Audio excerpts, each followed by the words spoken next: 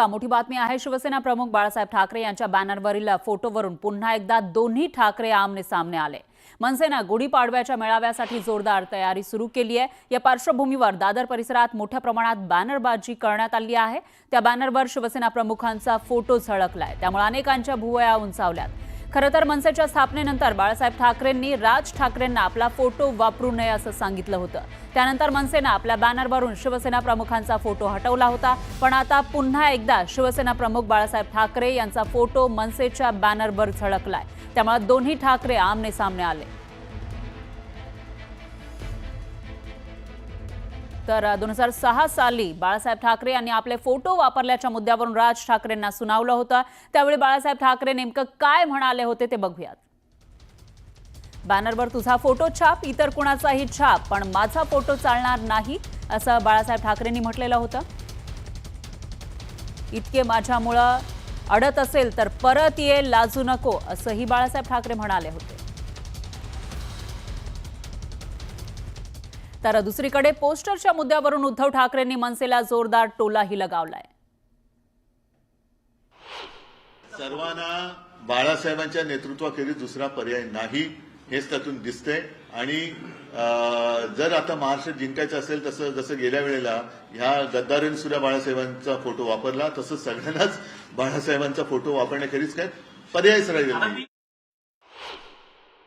मुळात आमच्या पक्षाने एक डिझाईन फायनल केलेली आहे, सर्व पदाधिकाऱ्यांना दिलेली आहे। तीच आमची अधिकृत इमेज आहे किंवा अधिकृत डिझाईन आहे। त्या व्यतिरिक्त कोणी हे जर पदाधिकाऱ्यांनी लावलं असेल ते उत्साहाच्या भरात लावलं असेल तर संबंधित पदाधिकाऱ्याला आम्ही सांगितलं की ते काढून टाका म्हणून। त्याच्यामध्ये कोणतेही पक्षाची भूमिका नाही आहे किंवा पक्षाने सांगितलेलं नाही आहे। छोट्याशा गोष्टीचा कोणी गवगवा करायची एवढी आवश्यकता नाही।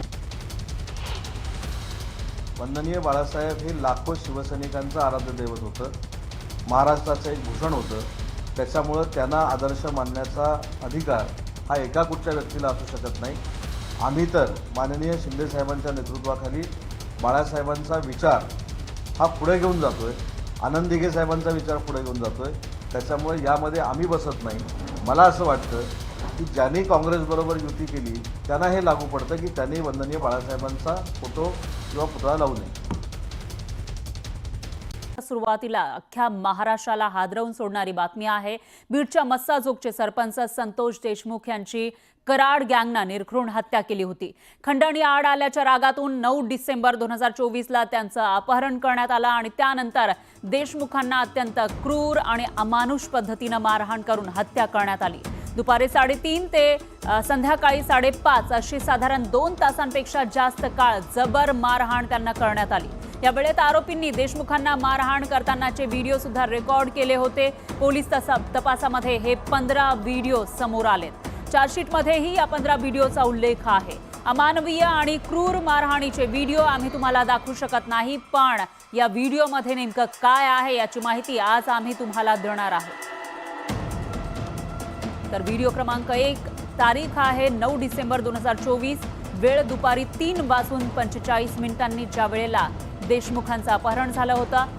हा व्हिडिओ आहे पहिला 1 मिनिट 10 सेकंदांचा। देशमुखांना पांढऱ्या रंगाचा पाईप आणि वायर सारख्या हत्यारानं मारहाण करण्यात आली आहे। त्याचबरोबर देशमुखांना लाथाबुक्क्यांनी सुद्धा मारहाण केल्याचं या पहिल्या व्हिडिओमध्ये दिसतंय।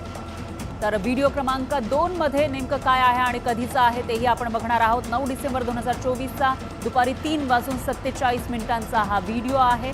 तर 53 सेकंदांचा हा व्हिडिओ आहे आणि याच्यामध्ये देशमुखांना शिवीगाळ करून मारहाण करताना हे आरोपी दिसत आहेत। संतोष देशमुख यांची पॅन्ट सुद्धा त्या आरोपींनी त्यावेळेला काढलेली होती।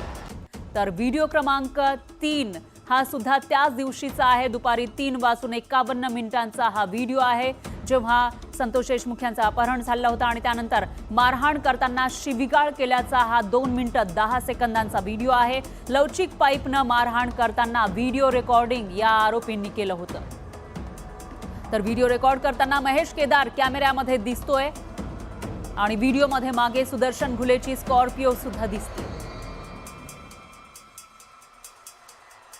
प्रयत्न करतो की स्पॉट हेच आहे, कारण या परिसरामध्ये अत्यंत भीतीदायक वातावरण आहे। कुणी बोलायला तयार नाही, कुणीही माहिती द्यायला तयार नाही। मात्र पोलीस, CID आणि काही स्थानिक लोकांनी माहिती दिली, त्यानुसार मी इथं पोहोचलेलो आहे। यामध्ये एक महत्त्वाचा स्पॉट असा आहे की हा जो आहे संतोष अण्णा देशमुख यांचा शर्ट काढल्यानंतरचा फोटो आहे आणि ह्या फोटोमध्ये हा पोल दिसतो आहे ज्याला कट आहे आणि हा पोल माझ्या समोर बरोबर आहे.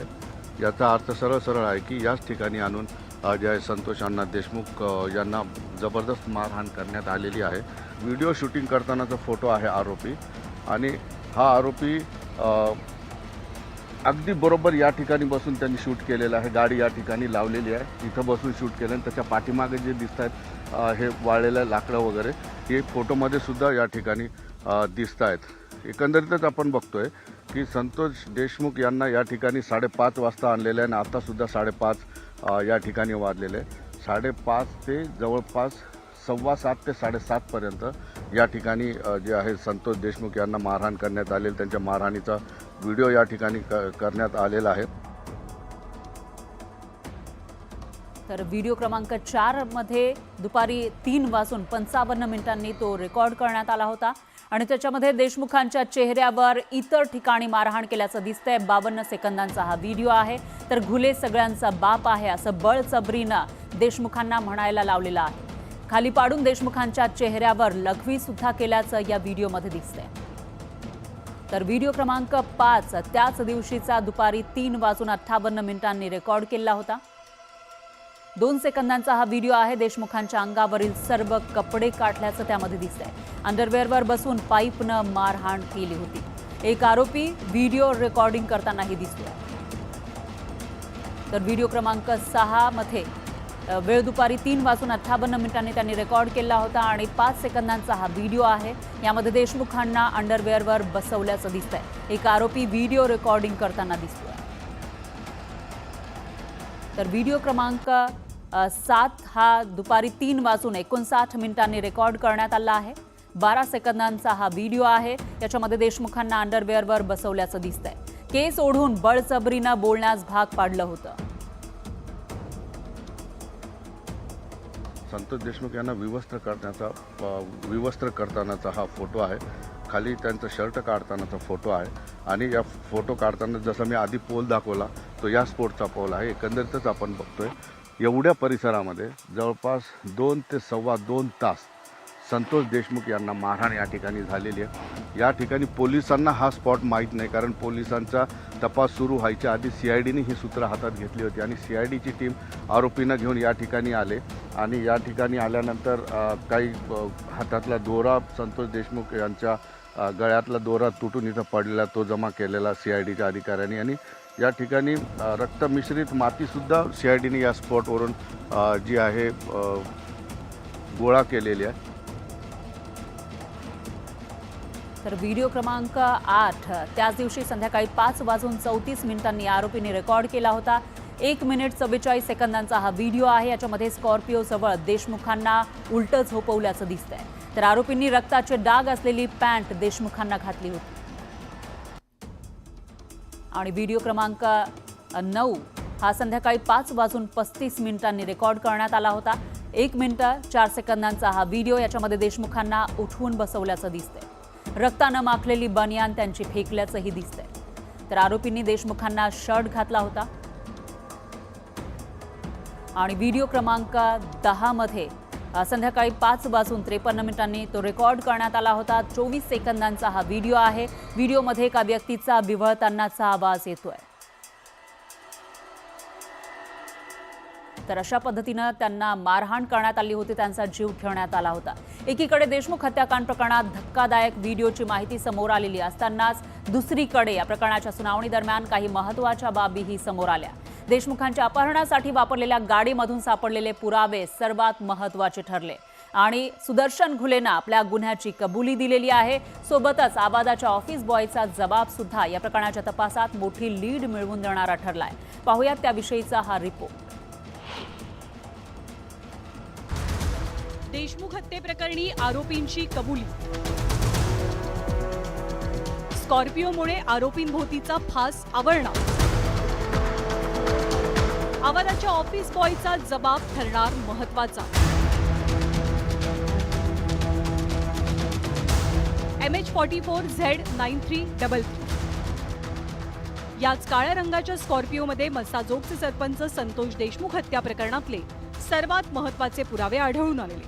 कारण हत्येच्या दिवशी या स्कॉर्पिओमधनं कराड गँगनं संतोष देशमुखांचं अपहरण केलं आणि आता आरोपींना शिक्षेपर्यंत पोहोचवण्यासाठी ही स्कॉर्पिओ महत्त्वाची ठरणार आहे. या वाहनाच्या डाव्या बाजूच्या दरवाजावरच्या काचेवर 2 ठसे सापडले आणि हे ठसे आरोपी सुधीर सांगळेचे असल्याचं फॉरेन्सिक तपासात स्पष्ट झालंय. पोलिसांनी ज्यावेळेस ही गाडी ताब्यात घेतली त्यावेळेस या गाडीमध्ये 2 मोबाईल्स आढळून आलेले होते आणि ते मोबाईल हे आरोपींचे होते. त्या मोबाईलमध्ये आता CIDला एक तपासामध्ये नवं सत्य समोर आलेलं आहे आणि त्यामध्ये संतोष देशमुख यांना टॉर्चर करून मारत असतानाचा जो व्हिडिओ आहे तो CIDच्या हाती लागलेला आहे. एकीकडे स्कॉर्पिओतले महत्त्वाचे पुरावे हाती लागलेत तर दुसरीकडे आरोपी सुदर्शन घुलेनं आपल्या गुन्ह्याची कबुलीही दिली आहे. पोलीस कोठडीत नोंदवलेल्या जबाबात सुदर्शन घुलेनं संतोष देशमुखांचं अपहरण करून त्यांचा खून केल्याचं कबूल केलंय. आणि या प्रकरणातील केवळ घुलेच नाही तर आरोपी जयराम चाटे आणि महेश केदार यांनी सुद्धा आपला गुन्हा कबूल केलाय. इतकंच काय तर सुदर्शन घुलेच या गँगचा मोहरके असल्याचंही स्पष्ट झालंय. हाच युक्तिवाद विशेष सरकारी वकील उज्ज्वल निकमांनी कोर्टातही केला. तिघांनी सांगितले की आम्ही मारलंय आणि आम्ही कट रचून वाल्मिक कराड यांच्या सांगण्यावरूनच मारलाय. तर ते मी पहिल्या दिवसापासून मानतो की या कटाचा मास्टरमाइंड तोच आहे. त्याच्यामुळे ही जी गोष्ट आहे ते पोलिसांसमोर आज यायला आणि पोलिसांसमोर जनतेसमोर येण्यासाठी जवळपास 105-10 दिवस लागलेले आहेत. या संपूर्ण प्रकरणात आवादा एनर्जी कंपनीच्या ऑफिस बॉयचा जबाब महत्त्वाचा ठरणार आहे. ऑफिस बॉयच्या जबाबानुसार 6 डिसेंबर 2024ला आवादा परिसरात घुले आणि त्याच्या साथीदारांनी गोंधळ घातला. हवा थांबवण्यासाठी वॉचमनमध्ये पडलेले असताना त्यांनाही मारहाण झाली.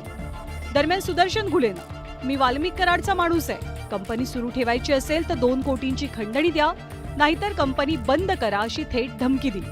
त्याचवेळी संतोष देशमुख आले आणि त्यांनी कंपनी बंद पाडू नका अशी विनंती केली. यावर सरपंच तुला बघून घेऊ, तुला जिवंत सोडणार नाही अशी धमकी सुदर्शन घुलेनं दिल्याचं ऑफिस बॉयनं आपल्या जबाबात म्हटलंय.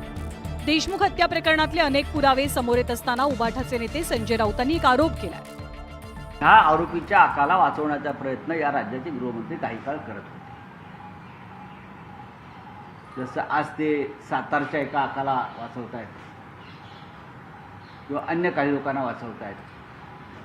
कुणाल कामराच्या स्टुडिओवर हॅबिटेटवर ज्यांनी हल्ला केला आणि जे कुणाल कामराला ठार मारण्याच्या धमक्या देत आहेत त्यांनाही वाचवलं जात आहे.